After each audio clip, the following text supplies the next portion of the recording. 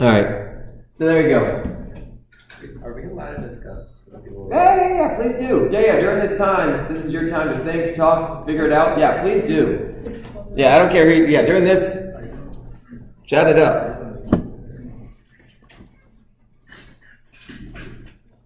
Anytime I give you all a problem to think about, if you have people around you to talk about it with, please do.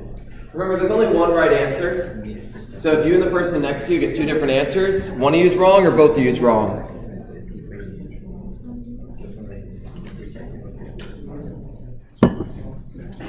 It is impossible to both be right with different answers in physics. If this was an art class, it'd be different.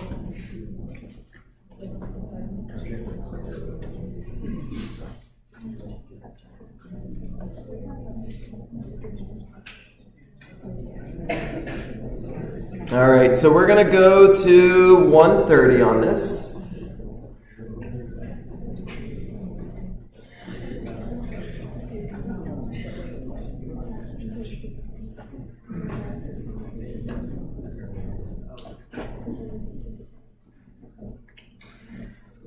All right, we're looking pretty good. Y'all got 10 more seconds.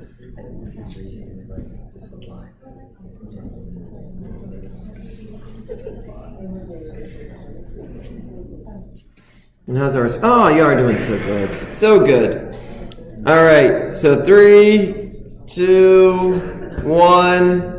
Bada bing, bada boom. All right, so we just said acceleration. Now, normally I'd kind of go through the steps. Step 1, what's given? Step 2, what are you solving for? What kind, sure. What's given? The initial velocity is 0. It's at rest. The final velocity is 12. And the time is 4. And then we say, what are we solving for? Acceleration. What's the equation for acceleration? Change in velocity over change in time. Change in velocity is 12 minus 0. It's always final minus initial. It's always final minus initial. So if this problem went from 12 meters per second to 0, it'd be flipped, and you would get a negative acceleration. We'll see examples of that, and we'll talk about what a negative acceleration is in just a second. 3 meters per second squared is my acceleration. Great job. Again, it looks like y'all did splendid on that. And the units are ms squared. If I really wanted to be mean, I would put some of them as ms and some of them as ms squared. It's really common for people to forget that squared when they put the unit for it, but this is really, really important. Ms squared is this is acceleration, ms is velocity. If you don't put the squared, then you solve for velocity, and they're two completely different things that mean completely different situations. So it's very, very important. Acceleration and velocity are not the same thing. They have vastly different meanings associated with them. So here's our graph. Given the following velocity graph, what is the acceleration at 10 seconds? So 10 seconds is right here, in case that's hard to see. So it's our first little tick mark here. So we're trying to find the acceleration on this part here, where it is going from 0 velocity up to 6 meters per second. It's 6 meters per second at 20 seconds. Just reading that out in case that's hard to read. Is the answer 3 meters per second squared? Is the answer negative 3 meters per second squared? Is the answer negative 0.3 meters per second squared? Or is the answer 0.3 meters per second squared?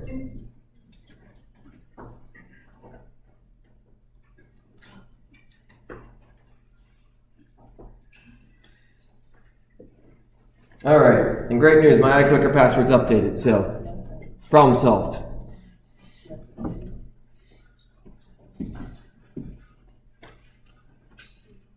So this is where you have to remember what is the definition of acceleration. It is the derivative of velocity, and what does that correspond to on a graph?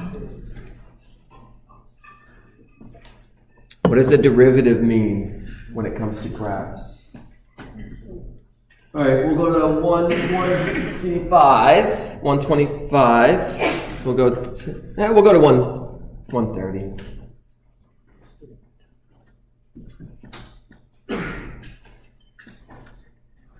All right, 5, 4, 3, 2, 1, close. All right, so the key here, it is the slope of the line.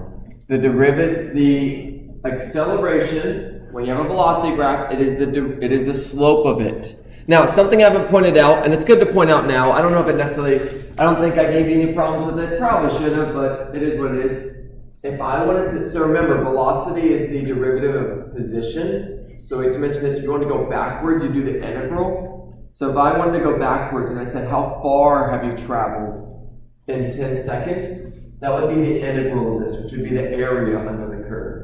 So if you want to go backwards to position, it would be the area under a curve, because that's what the integral does. But we want to go forward, so we're doing the derivative to get to acceleration. So I just want to mention that to you. I don't believe I have any questions for you all where that comes into play, having to do the integral and get the area. But it's good to remember your calculus. Yeah? It seemed like acceleration and average velocity had the same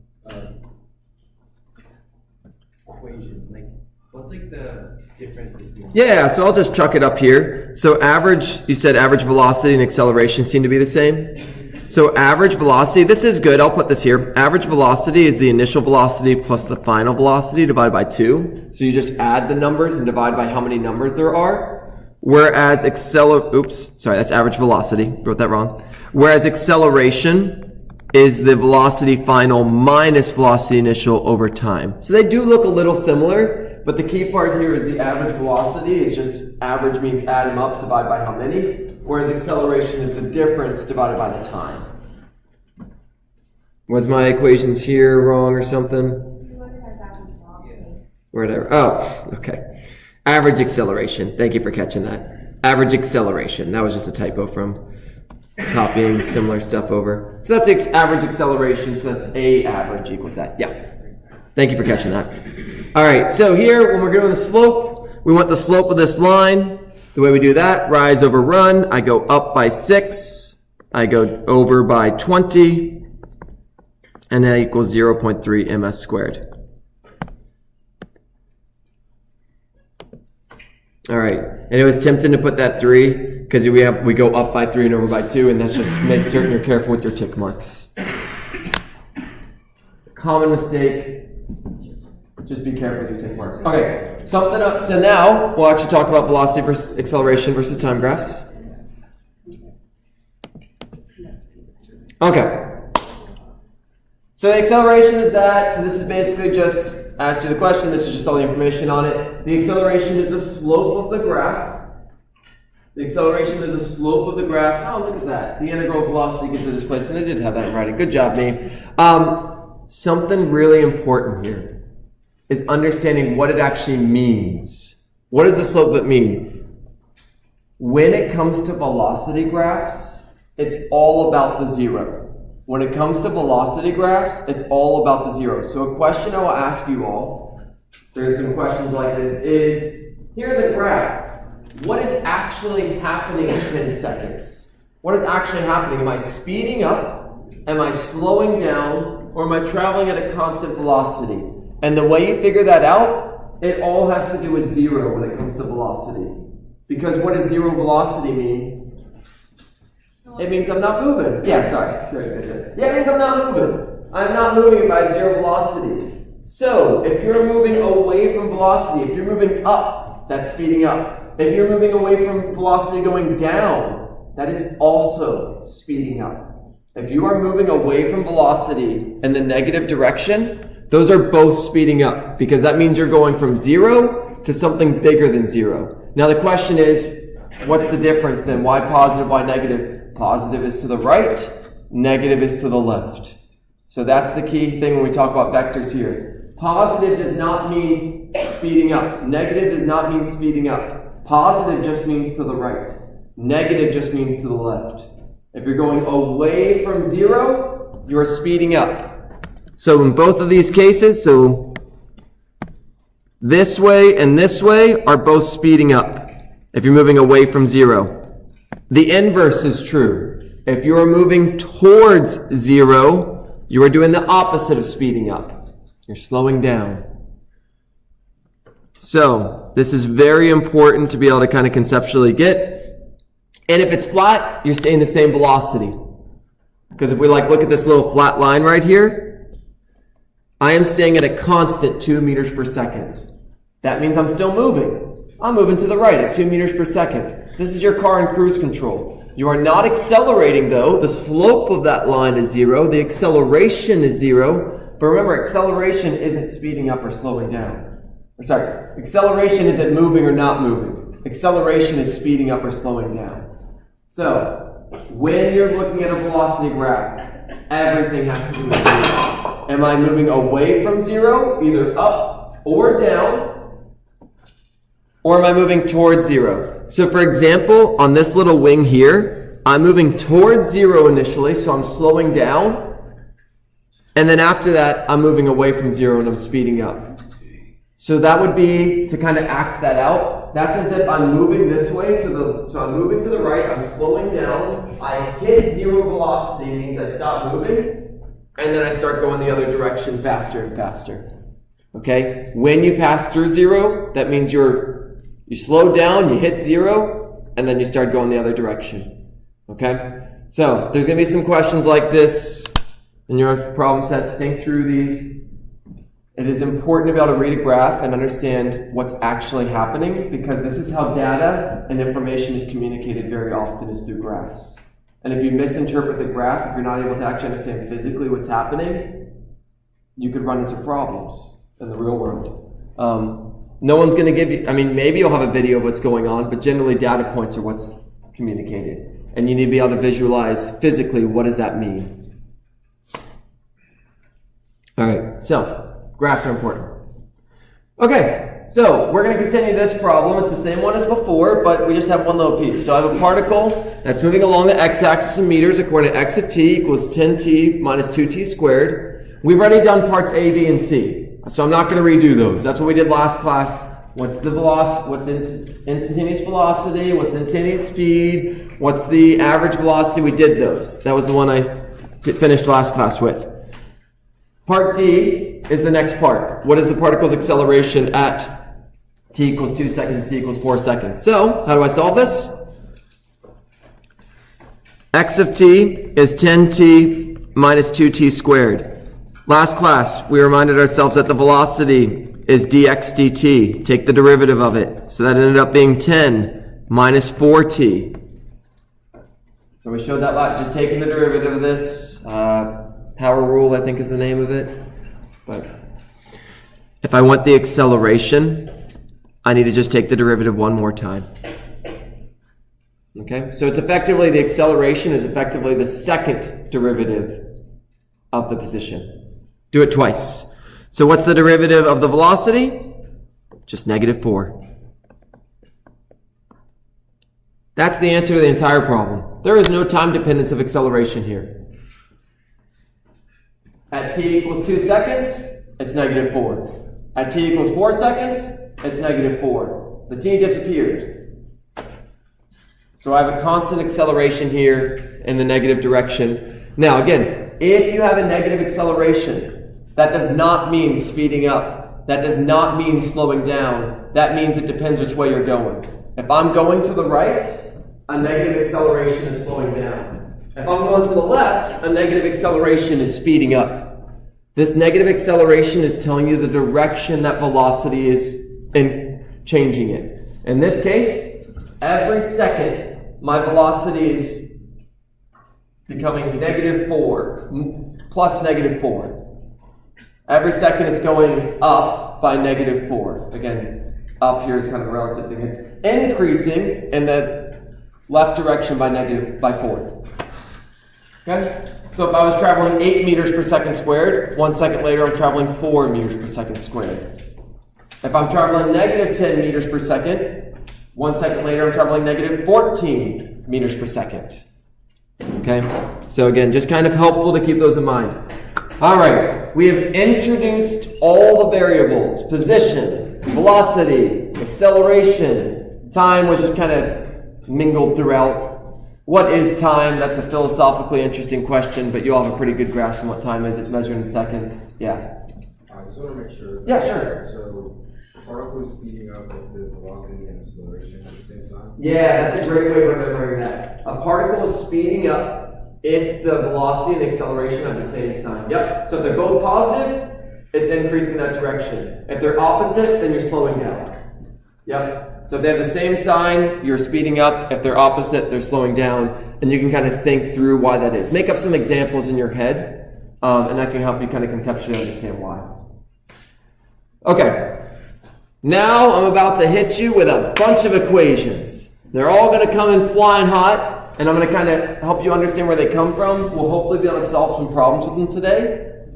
Because now that we have these, we're able to build some equations. I'm going to show you where these equations come from, so it's going to be a lot at first, but I'll kind of show you that they didn't just come out of thin air.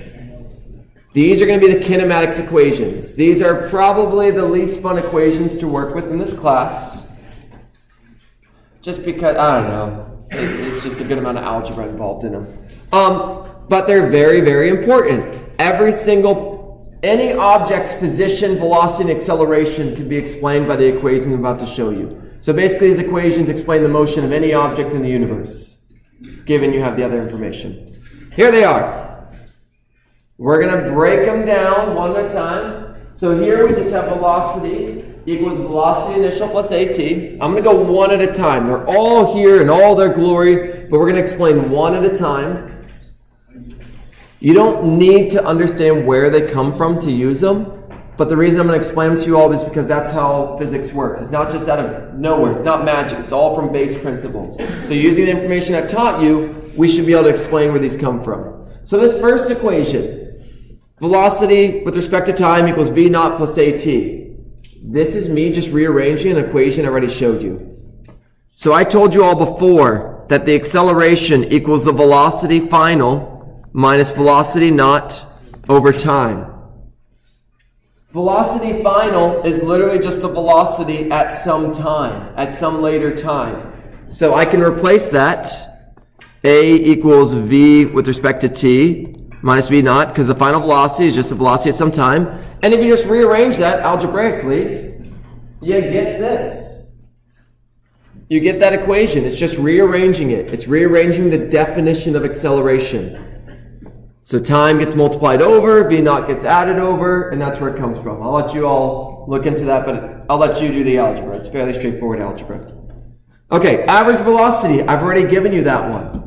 If you have two numbers and you want the average, add them together, divide it by however many numbers there are. If I have two velocities, final and initial, add them together, divide by 2. So cool, those two, done. Okay, this one right here. X equals x naught plus v average t. This also is just a rearranging of things. So, x equals the velocity final minus velocity initial divided by time. Okay? So if we multiply that time, and that maybe doesn't make it necessarily too clear here. Let's maybe think through if that's the best way to explain that. If I multiply the time over, that gives me x times t, and that's not going to be what you... Oh, that's because I wrote it wrong. I was like, why isn't that working out the way I wanted to? V final equals v x final minus x initial over t. V equals that. Okay, so if you just multiply the time over, and this is V average. This is V average. This is the other definition of V average, is the change in position over the change in time. So if you just rearrange it, multiply t over, it's going to be V average times t, add x naught, bam, there you go. So this just comes from the other definition of V average, final position minus initial position over time. Showed that one before. So that's just rearranging the equation, and it gives us that. And then we can take this one and plug it in here for V average. So if we take V average and just plug it in here, that's all I did. Okay? So it's just a bunch of algebra tricks here. All right, this one, you're looking at this and you're like, I've never seen this one before. And the trick to this one, it's the integral of the first one. Remember position, velocity is the derivative of position. Velocity is the derivative of position. So position is the integral of velocity. So if I integrate v naught plus at if I do the integral of that with respect to t, what I'm going to spit out is a v naught t plus 1/2 at squared plus a constant. Remember, whenever you do an integral, an indefinite integral, you get a constant that spits out at the end. And what is that constant in this case? That constant is my initial position. How do we figure that out? When time equals 0, these two terms go away. And so if time is 0, where am I located? Where I started. So when time is 0, if we use that boundary condition, v naught times 0 plus 1/2 a 0 squared plus c. Well, at time equals 0, I am located where I started. So therefore, c is x naught. And bam, there's that equation. All right, and this last one, I'm not going to necessarily bother with the algebra on, but it's basically taking a couple of these and then just doing some algebra. Taking one given, plugging it into the other one. Yeah. For that last equation, where it says xf, is that x with the sub f? Yeah, I'll make that a bit more clear. That is xf, final position. When I did the things here, it doesn't look like I did the... So if you've never plugged in equations into PowerPoint, it's a good time. But no, thank you for catching that. I'll go ahead and make it more clear. xf minus x naught. So this last one just comes from doing some algebra. Again, because we have so little time together, I'll let you play around with that algebra. The next slide here is just literally all the algebra worked out. So like I'll show you real quick. It's how you get every single equation that I just showed in a little bit more painstaking detail. It's including that last one. So that last one, you can kind of look at this, explore the algebra for yourself if you want. Yeah? Okay, so what is the last one solving for? Yeah, it's a great question. So the last one says vf squared equals v naught squared plus 2a times your displacement, xf minus x naught. So the question is, what is any of these solving for? They are so depending on the problem, you'll be given certain pieces of information and you'll be solving for certain pieces of information. So for example, in this last one, say I gave you final velocity, say I gave you initial velocity, say I gave you how far you traveled, you could use this equation to find acceleration. So depending on what's given in a problem, you're going to choose the equation that lets you solve for what you're missing. In general, you can pretty much, with the givens I give you and the missing I have, you can use one of these equations to find the missing. So we're going to do a bunch of problems with these. This is a bunch of equations that relate the variables together, and really the skill that's going to come into play here is just choosing the right one, which just boils down to what's your givens, what's your missing, what equation has all those things. That's how it's going to play out 90% of the time, 95%, pretty much every time. Yeah. I was wondering, with these equations, do you know if they'll be in the formula sheet? Oh, yeah. Any equation I give you all will be given on the formula sheet. Every single equation I put up on this board will be given on the formula sheet. Yeah, I do not want you all to memorize any, well, physics is not about memorization. I don't know if I told you all this as well, but on the test, I also give you all 3x5 note card that you can put anything you want front and back on it, in addition to the formula sheet I give you all. Memorization is not the goal of this class. It's whether or not you know how to solve the problems. Memorization does not get you through physics, which is a blessing to me because my memory sucks. So, this is all about connecting things together in your brain. And if you're good at that, you'll like this stuff. If not, you'll get better at it. Have you uploaded the formula sheet? I have not uploaded the formula sheet yet. I'll do that as we get closer to the test. That's a good question. It'd be great if I had it yet. I don't. I have made the multiple choice questions for your test, but even those I need to spend some time proofing and all that kind of jazz. So, alas, it's not made, but I'll have your formula sheet like a week or two before the test. That'll be posted, so you'll have time. Okay, so as I mentioned, this is one of the most important things I'll teach you in this class is how to solve problems. First step, what's given. Second step, what's missing. Third step, what equation relates those things together. Fourth step, plug the numbers and solve. This is the recipe we're going to use to solve any problem. When I'm working with my high schoolers, I use the exact same process. People that have gotten their PhD in physics, this is the process you use. This is what everyone does when they're solving a problem. If your paper is blank and you're like, I don't know what to do, just start the process. What's given? Start writing down the information that's given. Organize that information, and that will help you kind of move forward. If you have a completely blank paper, like my high schoolers, when they come over and they say, I don't know how to solve the problem. That's literally what's given. What are we solving for? And that's the same kind of mantra you want to get in your head. All right, so after making contact with the runway, an airplane comes to stop after a uniform deceleration. I'm going to actually jump. This problem's simply, look, the answer, y'all are in class. I'm just going to show you the answer, but and then you can just pick that answer. Go back and work through this one. I really want to get into, we only have 15 minutes left. I want to really get into some that are more complex than this. This is pretty straightforward. The answer is going to be negative.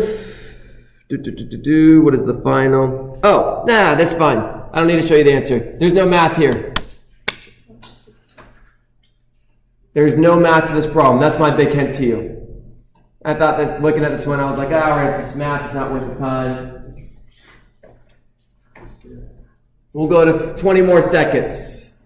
There is no math to this. It asks, after making contact, an airplane comes to rest after uniform deceleration at a rate of negative 20 ms squared for 8 seconds. What is the final velocity? What is the final velocity for this plane?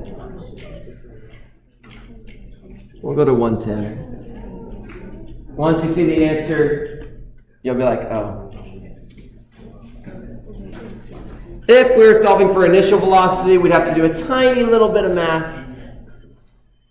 5, 4, 3, 2, 1, boom. The plane comes to rest. There you go. If you come to rest, if you stop moving, if you stationary, remember that's something you'll have to, sometimes what you need is not in numbers but in words. All right, so now literally the rest of this is just solving problems. I'll get through some of them today, probably a couple. We'll keep working on Monday. Again, the dream was that we finish 1D kinematics today, but next week is just more kinematics.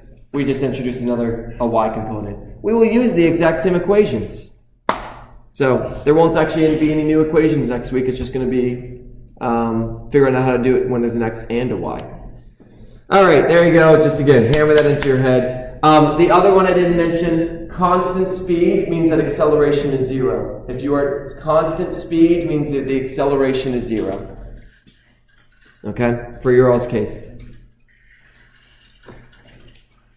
There you go. So let's do some problems, y'all. Assume an intercontinental ballistic missile goes from rest to a suborbital speed of 6.50 kilometers, kilometers depending on per second in 60 seconds. The actual speed and time classified. What is the average acceleration in meters per second squared and in multiples of g? This is a little bit of foreshadowing. The last thing I have to teach you all with kinematics is about gravity. Gravity's acceleration is 9.8 in the bottom direction, but we'll get to that next week. All right, first step, what's given? So we have, it goes from rest, V naught is 0, and it has a final velocity of 6.5 kilometers per second. Immediately, if you see something that's not in base units, you should automatically convert it sooner than later. Don't wait to convert your units because it's more likely you'll forget. This is in kilometers, so we need to convert this to meters. How? Kilometers to meters is e to the 3. Multiply it by 1,000. You are going to see me basically do all my unit conversions with scientific notation because it's way less likely you make a mistake. Sure, I could have put 6,500, but this just makes it less likely to make a mistake. If you just chuck that E3 at the end of it and plug that in your calculator, less likely you forget to move it one place or something. Time, 60 seconds. All right, and what are we solving for? Acceleration. So now we kind of, those kinematics equations I gave you are basically kind of like a toolbox. So by identifying our givens and identifying our missing, we go to our toolbox and we say, which tool has all these variables? which equation has initial velocity, final velocity, time, and acceleration? The equation needs acceleration in it so we can actually solve for it, and it needs the rest of them so that we can you can only solve an equation. If you have one unknown, your equation can only have one unknown. So we go back to our little toolbox thing here. Boom. We look at it and we say, which one has V final, V initial, A, and T? And you look at these and you say, none of them say VF, V naught, A, and T. But if you look at the first one, remember that this V of T is the same as V final. V of T is your velocity at some later time. So that may be an important thing to, VT is the same as VF. This is basically V final. Basically it is. It is V final. It is the velocity at some time, some later time. So that's the equation we're going to use. VF equals V naught plus AT. Now, with you all, if this was a algebra-based course, I would plug in the numbers and then do the algebra. But because you are calculus-based, and I'm assuming your math skills are better, and in general, this is the better strategy where I'm going to work with you all. Do all your algebra in variable form. Do not do your algebra with numbers, because then that's a lot of number writing, and you may miswrite the number at some point. It just takes more time. What you should do, what I highly, highly recommend, you don't have to. If you're more comfortable putting the numbers than doing the algebra, go for it. But you'll find that as you do this more and more, this is just so much better. So, if we rearrange this, we get AT equals VF minus V naught. And then we can just chuck that T over by dividing. And bam, there's our equation. And the cool thing with doing it in variable form, it's less writing. And I can plug it into my equation in one go. I don't have to, I will only hit enter in my calculator one time. I get to just chuck this whole thing in. And that's reducing the chances I'm going to make mistakes. It's also easier to track this stuff because once you put in numbers, you have to remember what number is what. And that also gets tricky. So, this is a skill that is very useful to develop, is doing algebra with the variables. They follow the exact same rules that doing algebra with numbers do. And I will literally plug that whole thing into my calculator as is. Obviously the top is just going to, the zero doesn't matter. But, yeah, it just makes it so much easier. 6.5 E3, minus 0, whatever. I'm not going to plug that in. Divided by 60 equals 108.33 ms squared. That's our final answer. Now it says, how much is that in multiples of g? G is the acceleration experienced due to gravity. Yeah. Do you recommend us writing our units when we plug in the numbers? No, in fact, do not write your units when you're plugging in the numbers, because what can get confusing is you may mistake them for variables. Yeah, so when you're plugging in numbers, only put numbers. The only letters you should see are unknowns. If you put your units in here, you may mistake those for other variables later on. So yeah, that's a great strategy as well. When you plug in the numbers, only put the numbers. Make certain you put your units at the end though. Definitely make certain you put your units at the end. So this answer, 108.33, we need to divide this by g, because it says how much is it in multiples of g. We're going to learn Monday, because we ran out of time.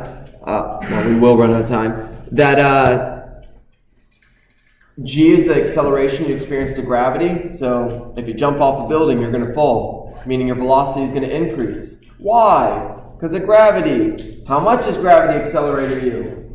9.8. We'll spend more time on that on Monday. So yeah, how is this compared to what you experienced due to gravity? Well, we're just going to take that, divide it by 9.8, and that's going to tell us that this is 11.05 Gs, which will basically, if anyone experiences that, that's going to eventually kill them. 11.5 Gs is not a thing that people can survive. Good news, no one's riding in intercontinental ballistic missiles. Things without people in them can accelerate faster. We're going to learn about forces at some point. But that's just kind of a good thing to keep in mind. Is my answer reasonable? This is reasonable because I don't have a human being in it.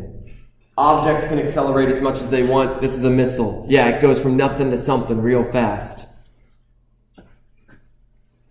Okay. We'll try to get through one more. Try to. We will. And that'll just leave gravity on Monday, which will be great. So we're slowly catching up from losing that day on Monday. So we'll do one more problem-solving thing. The only way you get better at doing kinematics problems is doing kinematics problems. There is no magic trick to just being able to figure out these problems super simply. You just have to do them. You just have to practice. This section of your all's problem solving has some of the most questions because it's necessary to become better at this. These just require practice. That's just how it ends up working out. Getting used to these equations, getting used to manipulating the variables, getting used to recognizing what's given in a problem, getting used to converting units. All these many skills. The beginning of this class is the hardest part of this class. We're working with vectors. We're working with messy equations. We're learning what variables are. There is so many skills that we're learning in the beginning, and this is just how it works. High school physics is the same way. But I promise you all, after test 1, it gets easier. Okay? So keep that in mind if you are doing this like, oh my gosh, this is a lot. This is as hard as it, like when we get to 2D stuff next week, in my opinion, that's some of the hardest stuff in the class. The good news is, if it goes easy for you, the rest of the class will be a breeze. All right. Pablo's running a half marathon at a velocity of 3 meters per second. That is a reasonable velocity for a person. In fact, I'll spend a couple seconds here just saying it's always good to have a sense of scale. 23 meters per second is 60 miles per hour. So that gives you a sense of how fast things are. No one really knows, maybe you know how fast 10 meters per second is. You have more familiarity with it than me if that's the case. So this is a good kind of benchmark. 23 meters per second is 60 miles per hour. So that'll give you a sense of whether or not your answers make sense. If you have someone in a problem and you get a final answer of 25 meters per second, that makes no sense because people can't run that fast. You can't run over 60 miles per hour. A cheetah could. That could be a realistic answer for a cheetah. So these are just useful things to keep in mind. Ways to check to make certain you didn't mess up the math somewhere, because you will mess up the math somewhere at some point. All right, so he's running a half marathon at a velocity of 3 meters per second. Another runner, Jacob, is 50 meters behind Pablo with the same velocity. Jacob begins to accelerate at 0.05 meters per second squared. How long does it take Jacob to reach Pablo? What is the distance covered by Jacob, and what is the final velocity of the Jacob? I don't know why he gets it in front of it, but I'm going to leave it there because it makes me laugh. All right. So, here we go. We'll draw a little picture. There's Pablo. There's Jacob. Jacob is 50 meters behind him. They are both traveling with a velocity of 3 meters per second. That's their initial velocity.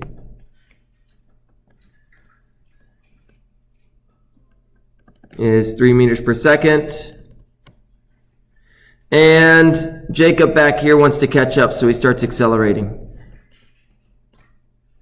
Okay. How long does it take Jacob to reach Pablo? So let's write down our givens. Now, when we have more than one person, more than one anything, and an object, we need to start distinguishing which one's which. So we're going to call Pablo person 1, or object 1, or whatever. We're going to call Jacob number 2. So velocity initial of 1 is 3 ms. Velocity initial of 2 is also 3 ms. You have to do something to distinguish which one's which, because if I just call them both V naught, you don't know which one you're talking about. So we just put a little 1 and 2 next to it. The acceleration of Jacob, that's 2, is going to be 0.05 ms squared. The acceleration of 1 is 0. That's of Pablo. And if you want, in fact, you could have put like a P or a J next to it instead of 1 and 2. If that probably would have actually been more helpful to keep track of which is which. Whatever helps you. All right, and I believe that is all we have here. So this problem, we are solving for the time it takes Jacob to reach Pablo. Okay? When we look at this and say, when is that going to happen? All right, the key to this problem is they'll be located at the exact same spot when that happens. When they catch up to them, they're going to be located at the exact same spot. Their final positions, so t equals question mark, this problem requires a little bit of a trick. And that trick is recognizing when did these two people meet each other? what variable is the same about them? Their final position is the same. If their final position is the same, if I'm 50 meters from the desk, and any one of you is also 50 meters from the desk to the right, we're at the same spot. So, and I know we're basically at time, so basically I'm going to mention this, and then I'll probably end up, this will be one tried out now that I've kind of given you a trick. You're going to set xf1 equal to xf2. The final position of Pablo is going to equal the final position of Jacob. And then you ask yourself, what do I do with that?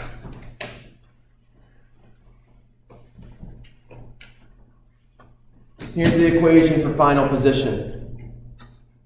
Final position equals all this. So you're going to set final position, this whole thing for Pablo, equal to this whole thing for Jacob. But you'll use the different variables. You use the velocity initial of Jacob here, using the velocity initial of Pablo on the other side. So, anyway, we're at time. I'll go ahead and I'll keep writing that up here, but obviously I'm not going to hold you all any longer. So x final equals x naught plus v naught t plus 1/2 at squared.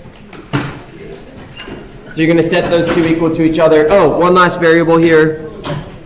Jacob, or Pablo, his initial position is 50 meters. Whereas Jacob's initial position is 0. We have to set a reference frame. We're going to go ahead and call this guy the reference frame. And this person is 50 meters farther ahead. So this is in your all's problem sets. Give this one a whirl. I'll solve it through on Monday. But it's a really good problem because there's that kind of like, oh, I have to recognize final positions the same. Yeah. You're going to have to pick whichever as a reference frame. You could have picked either one as reference frame. We could have made Pablo here the reference frame, and then he would be negative 50 meters as the initial position. Or we could have picked the middle, made this one positive 25 and this one negative 25. You could have picked anywhere. You just had to make certain that the variables worked with this. Have a great weekend.